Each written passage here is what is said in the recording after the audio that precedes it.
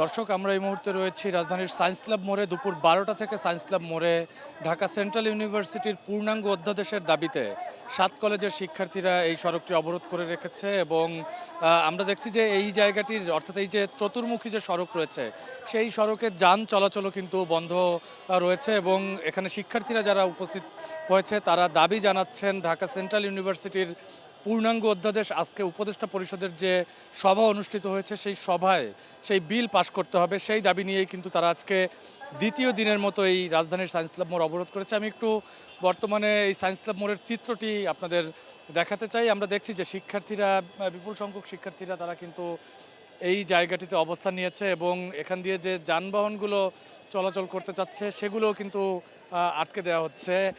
এই মুহূর্তে দেখা যাচ্ছে আমার ক্যামেরায় দেখা যাচ্ছে যে ঢাকা বিশ্ববিদ্যালয়ের একটি বাস এই জায়গাটিতে আটকে দেওয়া হয়েছে এবং সেটি নিয়ে কিন্তু ঢাকা বিশ্ববিদ্যালয়ের শিক্ষার্থীদের সঙ্গে ঢাকা কলেজের এবং 7 কলেজের অন্যান্য যারা এখানে উপস্থিত হয়েছে তাদের সঙ্গে বেশ কিছুক্ষণ ধরে একটি বাকবিতণ্ডা চলছিল। সেক্ষেত্রে তারা বলছেন যে যেহেতু অন্যান্য সব বাসগুলো আটকে রাখা হয়েছে, সেক্ষেত্রে ঢাকা বিশ্ববিদ্যালয় বা অন্যান্য বাসগুলো কেন ছেড়ে দেওয়া হবে। তবে এখন সম্ভবত সেই সমস্যাটির মীমাংসা হয়েছে, কারণ আমরা দেখছি যে ঢাকা বিশ্ববিদ্যালয়ের এই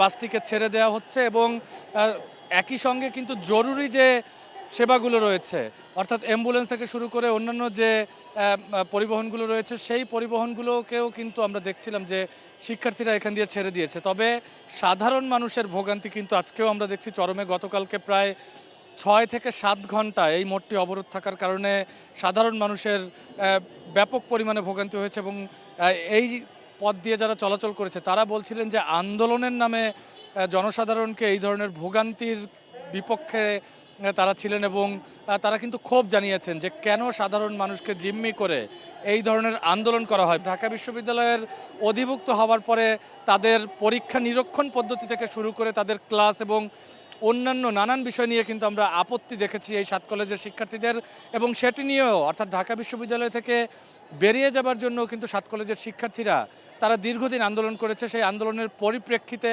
যখন অন্তর্বর্তী সরকার আসে, অন্তর্বর্তী সরকারের সময়ও 7 কলেজের শিক্ষার্থীরা তারা রাজপথে আন্দোলন চালিয়ে আসছিলেন এবং সেটির পরিপ্রেক্ষিতে গত বছরের 24 সেপ্টেম্বর ঢাকা সেন্ট্রাল ইউনিভার্সিটির একটি খসড়া অধ্যাদেশ জারি করে শিক্ষা মন্ত্রণালয় এবং ইউজিসির তত্ত্বাবধানে সেটি হচ্ছিল। কিন্তু সেই 24 সেপ্টেম্বর এই খসড়ার পরেও কিন্তু আসলে বেশ কালক্ষেপণ করা হচ্ছে। সেটি নিয়েই আপত্তির কথা জানাচ্ছেন এখানে যারা আন্দোলন করছেন তারা এবং একই সঙ্গে যারা এখানে আসছেন তারা বলছেন যে দীর্ঘদিন যেহেতু তাদেরকে অপেক্ষা করতে হয়েছে এবং ইতোমধ্যে ঢাকা সেন্ট্রাল ইউনিভার্সিটির আওতায় প্রথম বর্ষের শিক্ষার্থীরাও কিন্তু ভর্তি হয়ে গেছে। তারাই আমাদেরকে গতকালকে জানাচ্ছিলেন যে জাতীয় বিশ্ববিদ্যালয় থেকে শুরু করে অন্যান্য যে বিশ্ববিদ্যালয়গুলো রয়েছে অর্থাৎ যারা সহপাঠী এই প্রথম বর্ষের শিক্ষার্থীদের, সেই সহপাঠীদের ইতোমধ্যে 6 মাসের বেশি সময় হয়ে গেছে তাদের ক্লাস শুরু হয়েছে। সেই জায়গাটিতে কিন্তু ঢাকা সেন্ট্রাল ইউনিভার্সিটিতে যারা ভর্তি হয়েছেন তাদের ক্লাসও এখন পর্যন্ত শুরু হয়নি।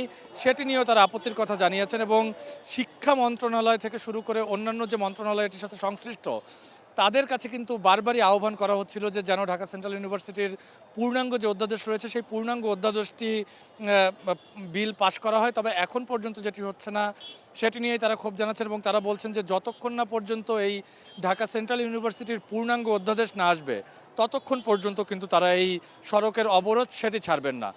এই ছিল রাজধানীর সায়েন্স ক্লাব মোড় থেকে আমার কাছে সবশেষ।